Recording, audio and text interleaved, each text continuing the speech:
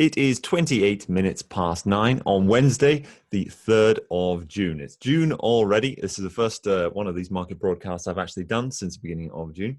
Time really is flying in lockdown, though it does seem like an awfully long time since lockdown began, really. But anyway, I am back with the market broadcast, and on today's, we shall be discussing some of the recent events that transpired, really since the last one of these I actually held. So over the last couple of days, it was James Allen and Kit Winder who were hosting these, but today I'm back and shall be carrying on for the foreseeable future.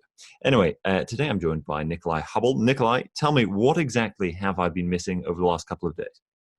I think the big news is that the data from COVID and the lockdown is starting to emerge, and the first people are starting to be held accountable.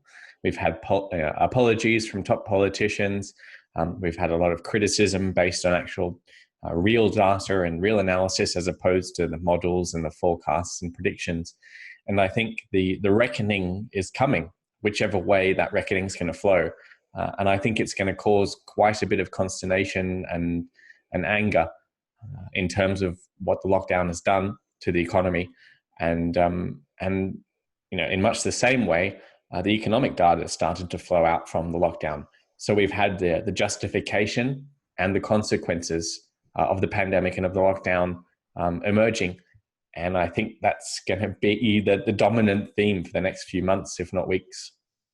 What do you think the consequences are going to be, though? Like, how do you think that's going to play out? Well, if the politicians are judged to have mishandled the whole thing, then the current governments are going to be held account and to account. And that means a lot of political change.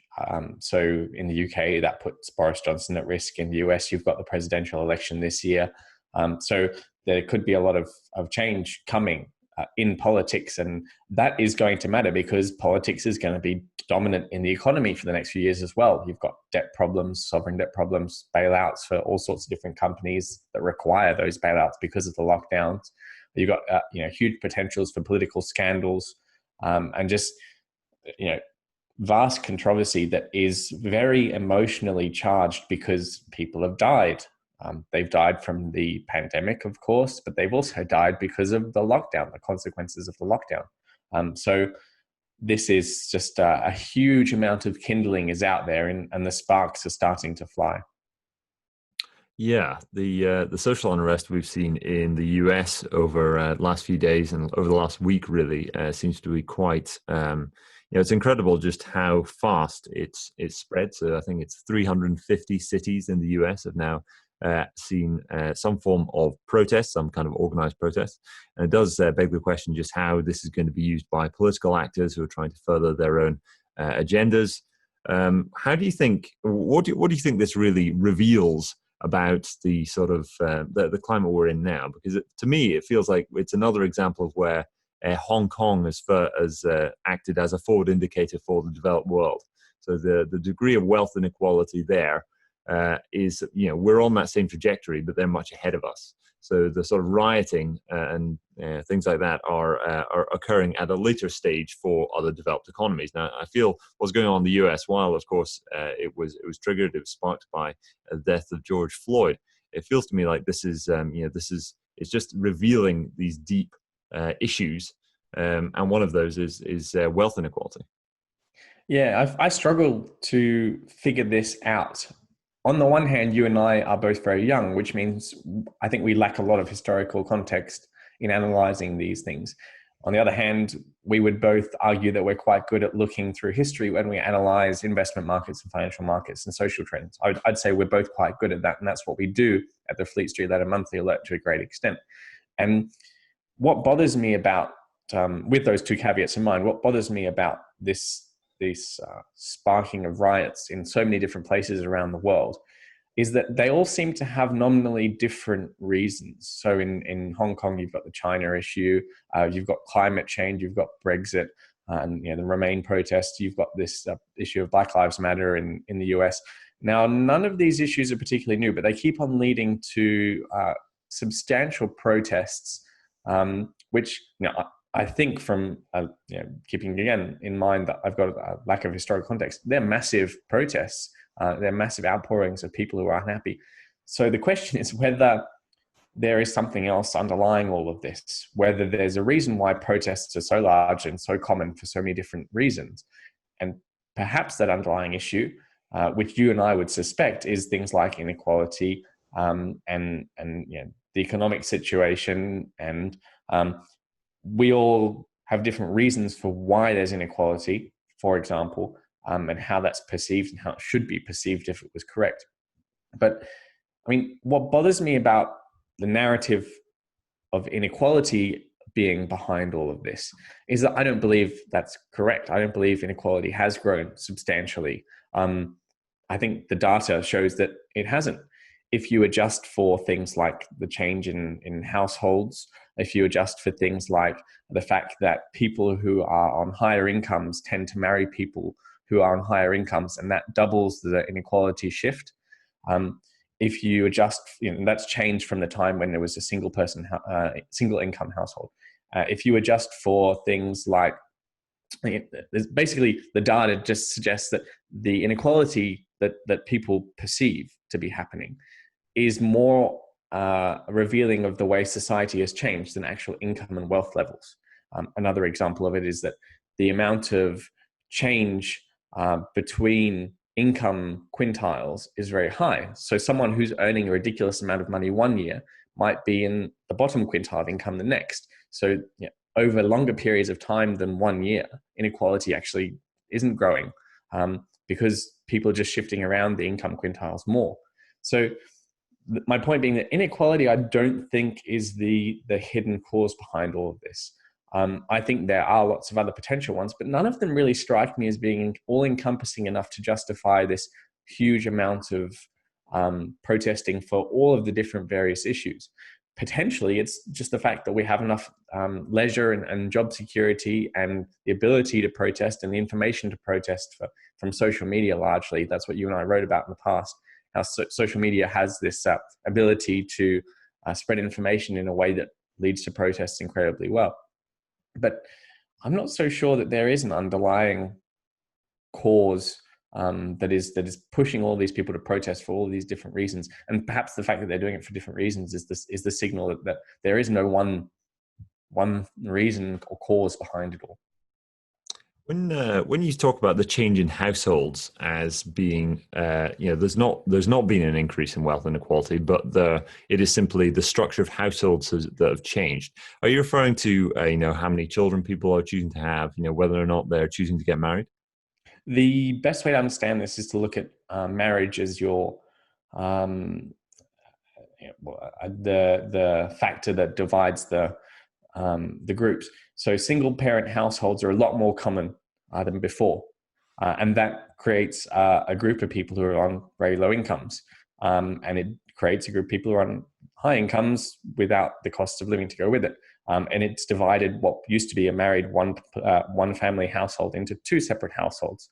So that's explaining a huge chunk of how inequality data, which is usually measured on household level, has diverged over time. Another example is the one I mentioned earlier, which I've only just learned about fairly recently, is this idea that because women are participating in the workforce, people tend to be marrying those who are on a similar income level as themselves. And that doubles the inequality levels, because you've got low-income people marrying low-income people and high-income people marrying high-income people. And on a household level, then, those incomes are combined, and this massively exacerbates that inequality. Now, you've got to also distinguish very carefully between wealth inequality and income inequality. For example, we now have a huge bulge of people in retirement, and that's a fairly new concept if you look at the history of inequality data. Now, those people have no income, or close to no income. They're classed as low income. They would skew the income inequality data on the low side. But their wealth is very high because they've saved for retirement. So it's a good example of how society is changing, and that's responsible for a lot of the data that's incorrectly leading us to conclude that inequality in terms of income or wealth is growing. Plenty of things to unbox there. I think from my perspective, when you have when you mix globalization into things like into that mix, I suppose. So you have flyover America is left behind when it comes to industry, job, manufacturing, things like that. So I think that kind of exacerbates what's already already that shift from the owners of assets to those who use their labor as their primary source of income. I think that from my perspective at least, I see that as being one of the main sort of causes of what would be described as populism in the US. Would you agree with that, or do you think that's something of a red herring as well? What confuses me about that is that populism is also growing in the places that benefit from that globalization change. So if you look at Brazil, for example, populism is extremely severe or high, or however you want to describe it in Brazil. And yet Brazil is competing with that flyover America and booming. So it's possible you're right, but or Chile is another example where they had huge amounts of economic growth, and then they wanted to raise the public transport fee for the metro by something like 30p or something close to that. It was an insignificant change, and it caused vast riots in a country that's quite prosperous for South America. So it's possible you're right, but I don't see enough data to convince me, basically. Right. Well, I think we'll put this one to the side for the moment, and maybe come back to it on in a later broadcast when we've both done some reading and research to back up our arguments. I think there was one thing that we were going to discuss today that I think we should dwell on probably before we close, which was the difference between markets and reality. Right. So we have all these protests, all this violent unrest in the US. I think it's 350 cities that have got these protests going on. Some of them turn violent. You've got looting. You've got arson going on. It's all over the news, and this is on top of an economic lockdown. So you wouldn't expect things to be going really well for the economy, and yet we have the Nasdaq, and it is the Nasdaq, not the S&P, but it's the Nasdaq, still a very large U.S. stock market index, is only a whisker away from all-time highs. So what do you think is going on there? There's a couple of different theories and possible explanations. One is that QE works to goose the stock market. Central bankers are buying enough stocks directly or indirectly, or financing the purchase of enough stocks, financing buybacks, whatever it might be. That's goosing the stock market enough.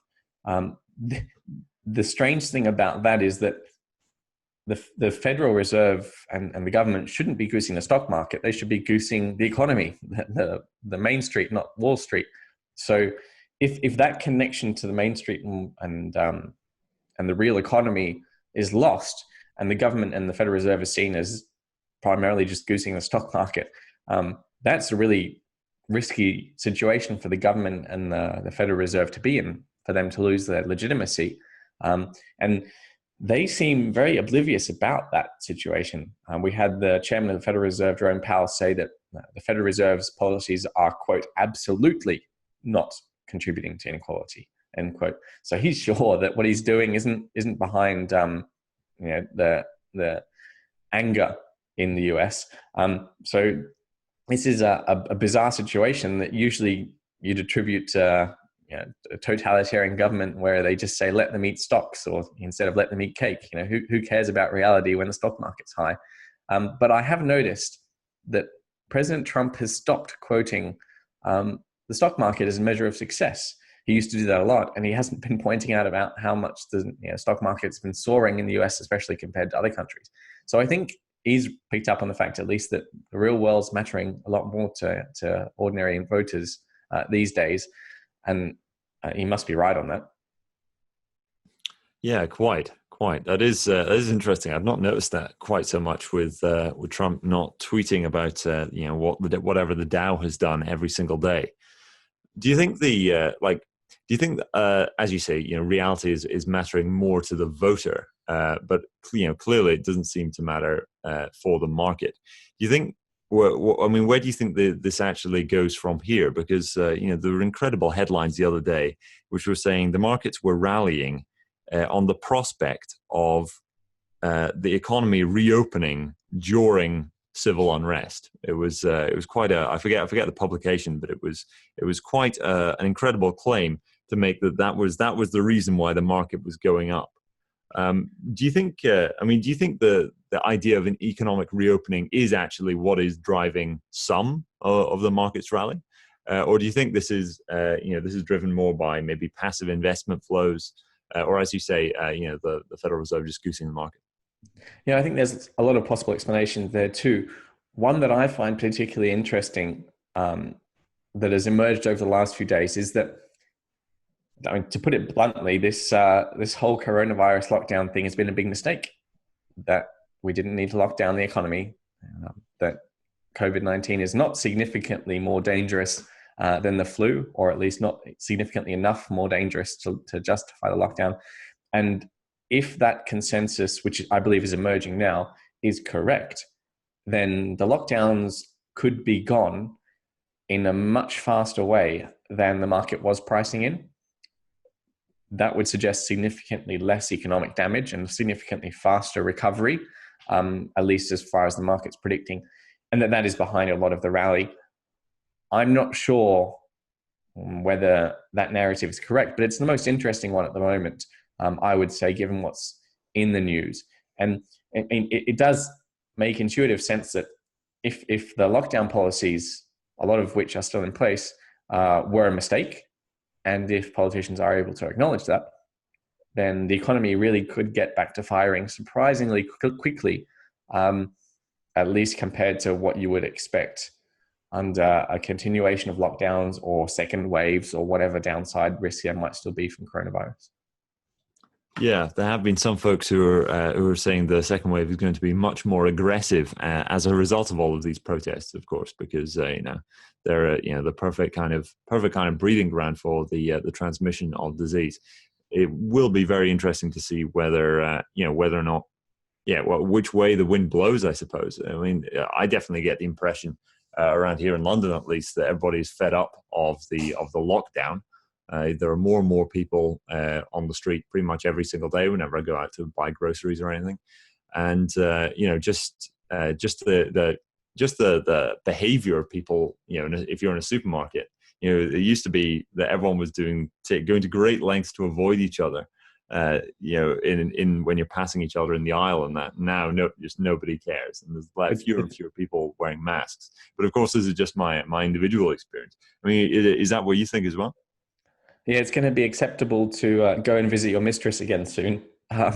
It's all been a bit strange, hasn't it? I mean, but imagine how angry people will be if they realize that the whole drama was effectively a mistake. And I think that's what's happening right now. And I wonder how they'll vent their anger. And I think it could be quite extraordinary. The position that the government's put itself in by being the cause of the lockdown. If you've got a pandemic and everyone stays home without the government forcing them to do so, that's a very different situation politically to the government forcing people to stay at home based on false assumptions. Advised by an advisor who was violating that lockdown, advised by a scientific advisor who was violating that lockdown. The level of anger is going to be quite extraordinary. As to what's actually happening on the street that I've noticed, I haven't noticed a huge amount of change, perhaps in traffic, but that's about all really. I don't think people abided by the lockdown anywhere near as much as I guess society or the media would like to claim. I think there was lots of small violations at all times, but the fact that I think the more important fact is that Sweden didn't have anywhere near a severe lockdown, and Britain still has comparable problems. I think that's going to be what matters. Right. I think we'll end on that note today, because that's one of the I guess that's one thread where where reality still does kind of matter to some degree. But that is all for today's market broadcast. Nickolai, thank you very much for joining me. Thanks, both. And that is all for today's market broadcast. I hope you enjoyed it. We shall be back again tomorrow, but in the meantime, if you're interested in following myself or Nickolai Hubble on Twitter, feel free to do so. And my handle is @FederalXS. I believe Nickolai's is @Nickolai Hubble. That's all for today. We shall see you tomorrow.